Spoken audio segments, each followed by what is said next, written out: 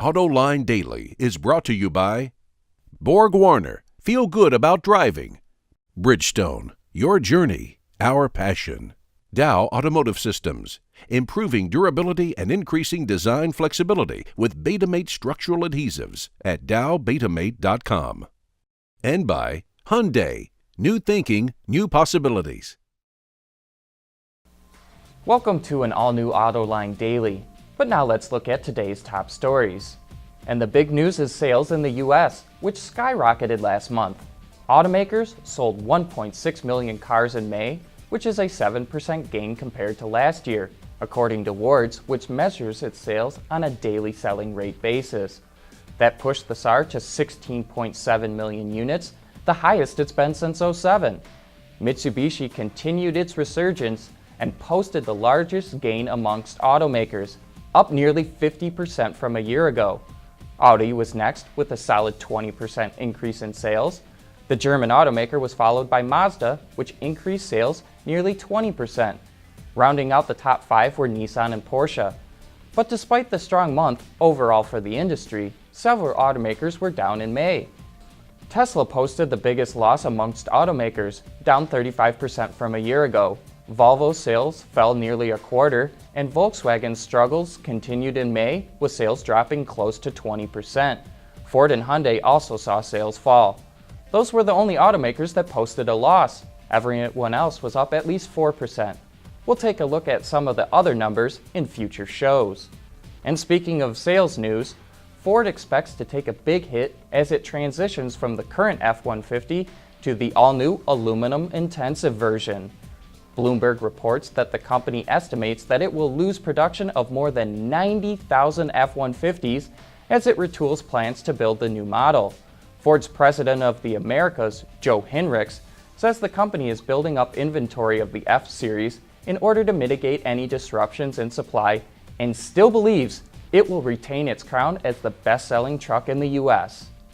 And in other Blue Oval news, in an effort to explore the future of lightweighting and the effects it will have on performance and efficiency, the automaker just unveiled its lightweight concept vehicle. It's really just a 2013 Fusion that uses aluminum, high-strength steel, magnesium, and carbon fiber, which results in a nearly 25% weight reduction. Some of the really cool bits include a carbon fiber oil pan, carbon fiber wheels, and it even uses composite springs. While these materials are still very expensive, and a car like this would be pricey, Ford's goal was to investigate how to design and build a mixed materials, lightweight vehicle that could be potentially produced in high volume, while still providing the same level of safety and durability as current vehicles. Nissan has had a foot in the truck game for quite a while. In fact, they're coming up on 80 years of making trucks. To celebrate this, Nissan posted a short video of the pickup trucks they've made in the past, driving in races, going through puddles, and stuff of that sort. And then they ended the video with a teaser of what is obviously a truck, but it's covered up. You can only really make out the grille and lights. But could this end up being the new Frontier? Nissan also tweeted about a special new member being added to the family on June 11th, showing the same picture. So it sounds like we'll have more info about the truck next week. Coming up next, if your tires could talk, what would they be saying?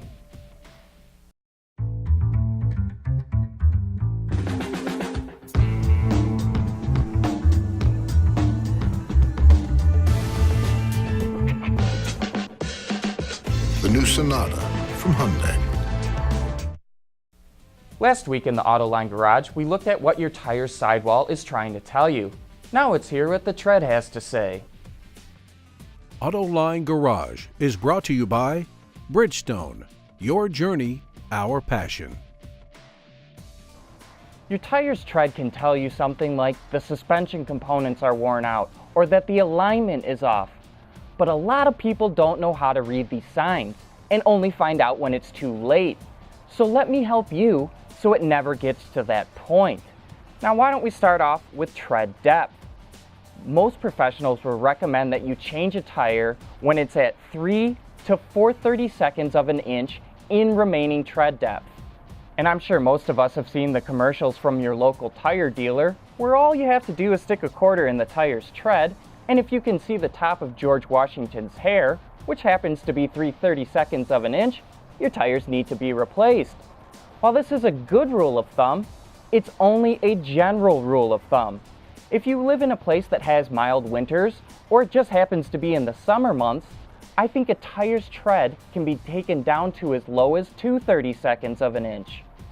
All tires have what are called wear bars or wear indicators that go in between the tread and sit right at 2/32.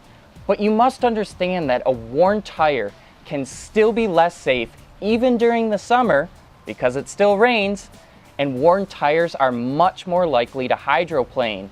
So I really only recommend this if you need a little more time saving your pennies before buying a new set. You'll also want to keep your eye out for dry rot or cracking on the sidewalls or in the tread, because it can lead to a blowout or even tread separation. Now, besides maintaining proper tire pressure, rotating your tires is got to be one of the easiest ways to extend tire life. I always recommend rotating every other oil change or about every 6,000 to 10,000 miles. But how do you tell if it's been too long since the tires have been rotated? You want to look at the edges of the front tires. If both the inner and outer edges are evenly rounded over with respect to the rear tires, it's probably been too long since they've been rotated. The edges of the front tires wear faster due to all the turning a vehicle does. You may also get a similar wear pattern if a tire is underinflated, but it's easy enough to check that. An overinflated tire might end up looking like this. Also, those wear bars that I mentioned earlier are good for quickly identifying uneven tire wear, which can be used to spot tires that need to be rotated or even a vehicle that has suspension or alignment issues. And why don't we take a peek at what a tire might look like if it has one of those issues? Feathering is a condition that's usually caused by an incorrect alignment setting called toe. If you were looking at the tires from above, toe is the direction that the tires are pointed compared to the vehicle's center line. So if the tires look like this, it's toe in. If they look like that, it's toe out. But if this setting is off, the tires are essentially being drug across the road, and each tread rib will develop a rounded edge on one side and a sharp on the other. Now this can be hard to spot with your eye, but you can feel it by running your hand across the tread. Only one side of the tread wearing is another common alignment issue. It's most likely caused by excessive camber, which is an alignment angle that indicates how far a tire slants away from a vertical position when viewed from head-on. Most sports and race cars will have more negative camber, so that when the inner tire is going through a turn, it will end up standing straight up, so more of the tire is contacting the road for better grip. Now, this condition of one side wearing can usually be corrected with an alignment, but be warned, the issue could be worn out suspension parts.